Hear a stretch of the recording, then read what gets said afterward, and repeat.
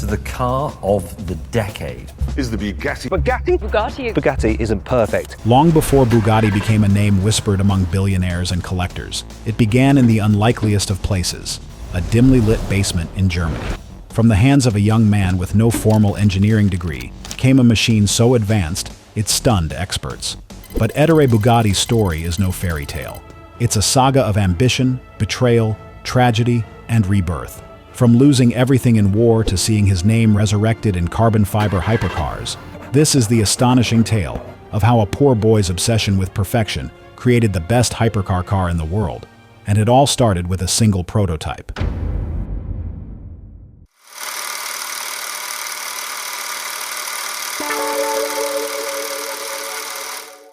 The artist's son, Ettore Bugatti's early life. Ettore Arco Isidoro Bugatti was born on September 15, 1881 in Milan, Italy, a city that pulsed with beauty, elegance, and craft. His father, Carlo Bugatti, was already a name in Europe.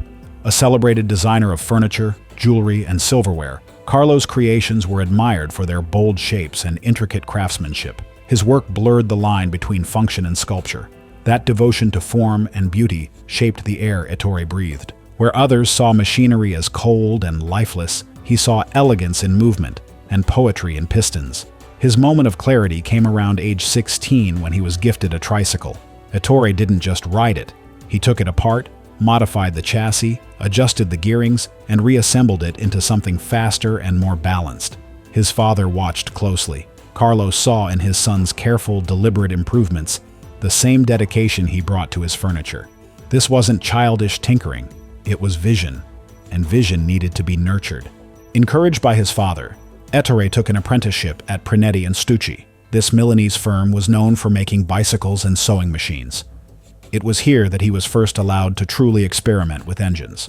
By 17, Ettore had designed his first working vehicle, a motorized tricycle powered by twin Dion engines. This machine, known today as the Type 1, was primitive by modern standards, but groundbreaking for a teenager.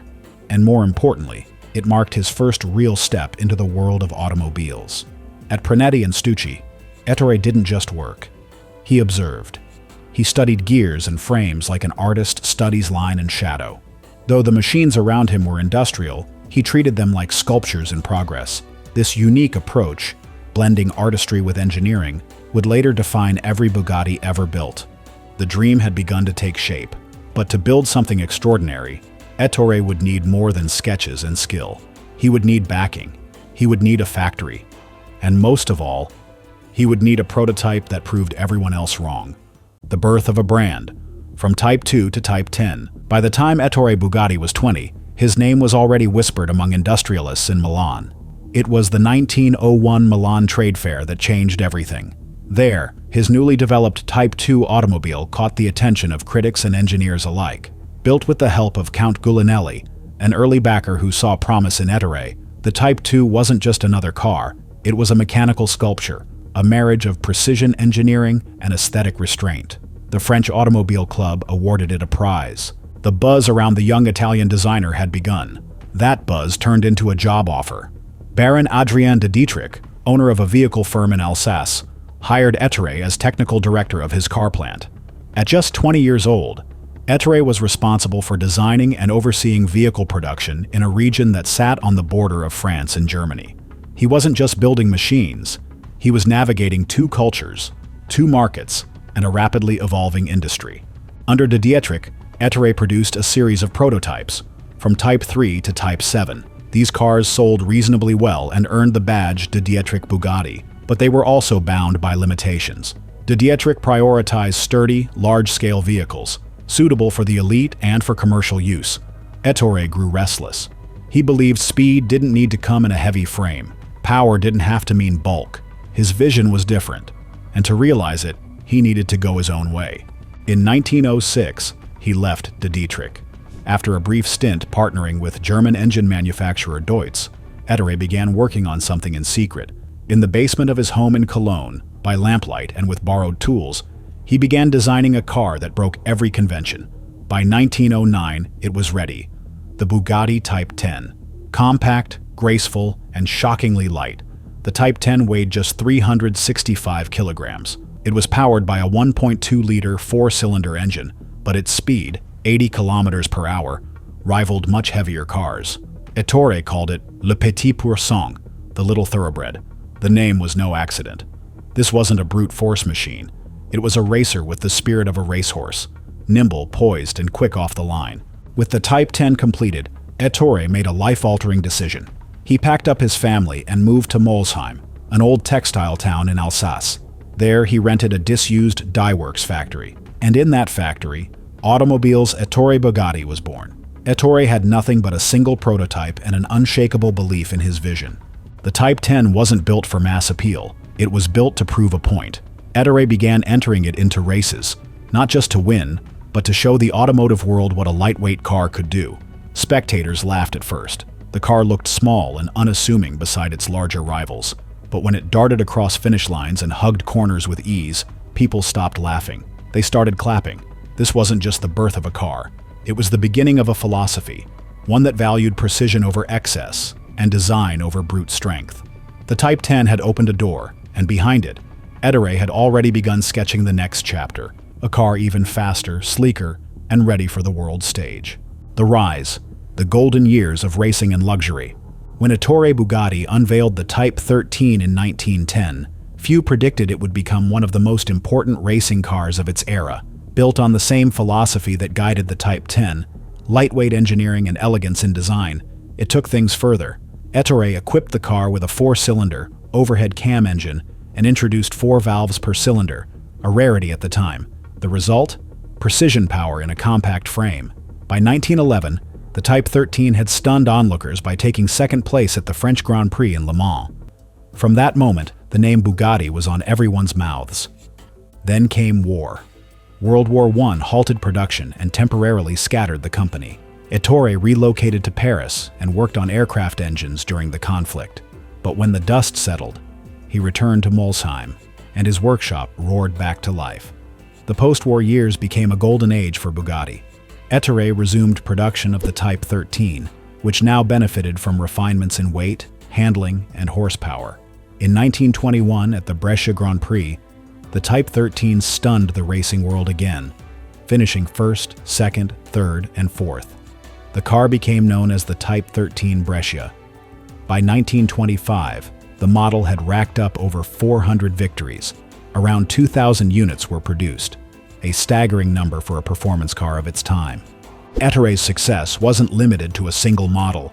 In 1912, he introduced the Type 18, a longer and more powerful car with a 5-liter engine capable of reaching nearly 100 miles per hour. It gained fame when aviator Roland Garros drove one, earning it the nickname Garros. Then came the Type 29, affectionately called the Cigar due to its narrow, bullet-like body. The Type 29 was Bugatti's first car with a full-bodied aerodynamic design, a glimpse into the future. But none of those cars matched the impact of the Type 35, which debuted in 1924. With its sleek, unmistakable curves and a new 8-cylinder engine, the Type 35 wasn't just fast, it was unstoppable. Ettore engineered a hollow front axle to reduce weight and devised a new crankshaft that allowed for higher RPMs without sacrificing durability. It was the car that changed everything. From 1924 to 1931, the Type 35 dominated the Grand Prix circuit. It won over 1,000 races, including 5 consecutive Targa Florio victories in Sicily. At its peak, it was averaging 14 wins per week. No racing car, before or since, has come close to matching that level of consistent performance. It became the most successful race car in history. Ettore didn't build the Type 35 just to win.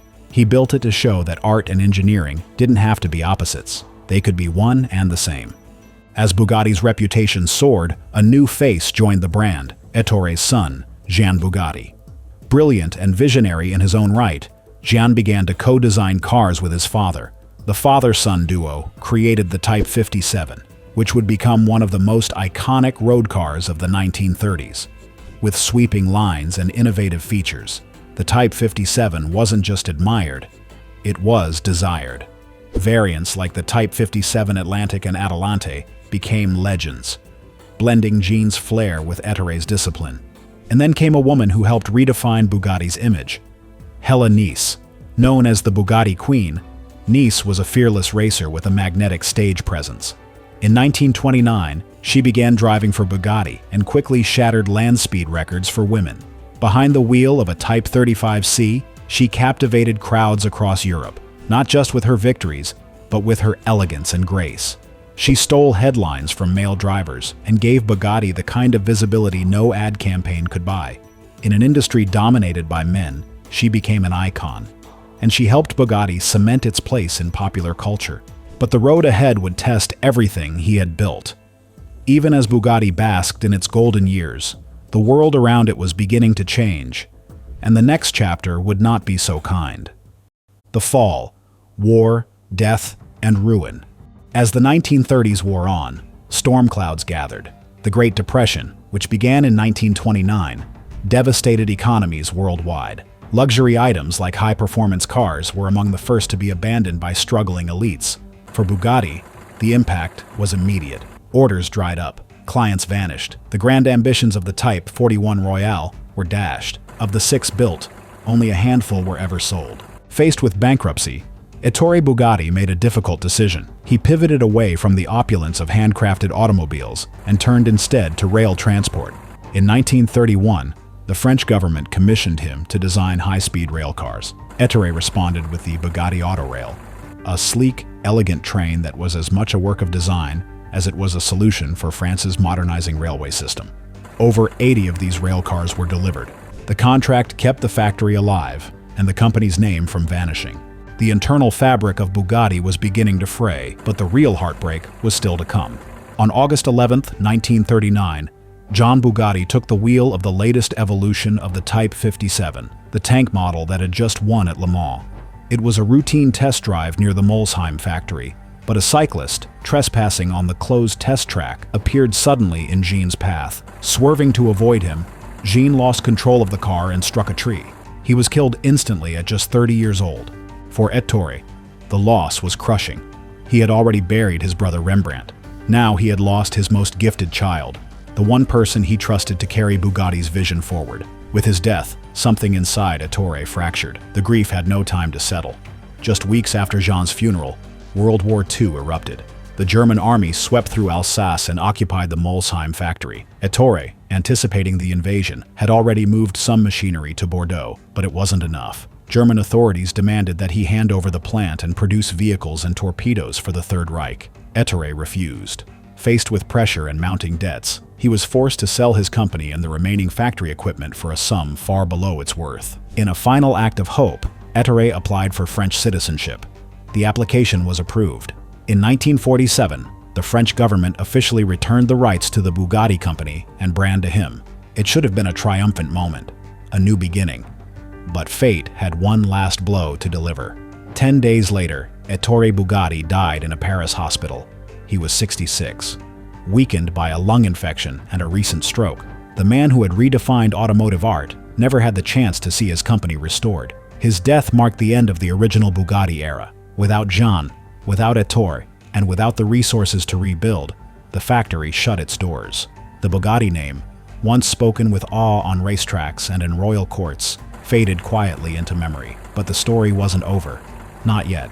Something would stir many decades later in Italy, an ember fanned into flame by a new generation who still believed in the impossible. Resurrection, the Bugatti brand returns. After Ettore Bugatti's death in 1947, the company limped along under his youngest son, Roland. A few prototypes were built, but the world had changed. France's new tax laws punished high-horsepower engines, and mass production was taking over. Bugatti, with its handcrafted approach and outdated models, couldn't compete. By 1956, production ceased entirely. The once legendary marque became a relic. It became known more as a collector's memory than a living force. For over 30 years, the Bugatti name sat idle, silent, as if the dream had died with the man who started it. In 1998, the brand was rescued. Volkswagen Group CEO Ferdinand Piëch personally spearheaded the acquisition. Reportedly, it was his son's fascination with a scale model Bugatti that inspired the purchase. VW paid an estimated $50 million for the name alone, but they didn't stop at branding. They wanted legacy. Volkswagen moved Bugatti's operations back to Molsheim, the birthplace of Ettore's original factory, as a symbolic return to the roots. What followed was the most ambitious engineering project in modern automotive history. Piëch issued a challenge: build the fastest, most luxurious road car ever. Engineers scoffed. The numbers were impossible. A quad-turbocharged W16 engine, over 1,000 horsepower, a top speed exceeding 250 miles per hour, and it had to be refined enough for a businessman to drive to the opera. It took 7 years of research and relentless problem-solving. In 2005, they did it. Bugatti unveiled the Veyron 16.4, named after Pierre Veyron, the racing driver who had helped secure Bugatti's Le Mans victories in the 1930s. The Veyron wasn't just fast, it shattered records. With a verified top speed of 254 miles per hour, it became the world's fastest production car. It accelerated from 0 to 60 in 2.5 seconds, thanks to its monstrous 8.0-liter engine and seamless dual-clutch transmission. Inside, the Veyron was as exquisite as it was extreme. Hand-stitched leather, polished aluminum, and carbon fiber interiors elevated it from a machine to a masterpiece. But it wasn't profitable. Each Veyron cost more to build than it sold for. Still, Volkswagen didn't care. The goal wasn't profit. It was prestige. Bugatti today, innovation meets heritage. In the years following the Veyron's release, Bugatti didn't just maintain its position at the top, it doubled down on it.